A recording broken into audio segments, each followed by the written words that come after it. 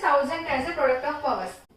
10 into 10 అంటే 10 cube అని ఈజీగా రాసేయచ్చు. మనం ఏ ఎల్సిఎం మెథడ్ కానీ ప్రైమ్ కంట్రిబ్యూషన్ మెథడ్ కానీ చేయని అవసరం లేదు. కానీ ఇక్కడ ప్రొడక్ట్ ఆఫ్ పవర్స్ అని అన్నారు కదా, ఇంకా షార్ట్ ఫామ్ లో రాయాలంటే ఏం చేయాలి చూడండి. అండ్ ఈచ్ అన్నిటికి ఫ్యాక్టర్స్ ఏముంటాయి, 5 into 2 అని రాయొచ్చు కదా. అండ్ అన్ని టెన్స్ కి మనం 5 into 2 అని రాయొచ్చు కదా, 5 into 2 కదా. సో ఇప్పుడు మనకి 5 ఎన్ని టైమ్స్ రిపీట్ అవుతుంది, 1 2 3. సేమ్ బేస్ 5 టైమ్స్ రిపీట్ అవుతుంది కాబట్టి 5 క్యూబ్ అని రాయొచ్చు నేను. ఇంటూ 2 ఎన్ని టైమ్స్ రిపీట్ అవుతుంది, 1 2 3. ఓకే, సో ఈ 2 ఎన్ని టైమ్స్ రాయొచ్చు నేను, 2 క్యూబ్ అని రాయొచ్చు, 3 టైమ్స్ రిపీట్ అవుతుంది కాబట్టి. ఓకే, ఇంకా షార్ట్ ఫామ్ లో ఇదే ప్రొడక్ట్ ఆఫ్ పవర్స్ అని అర్థం. ఓకే, సపోజ్ ఇంకొక సమ్ ఇలా 16,000 ఇలా ఉంది.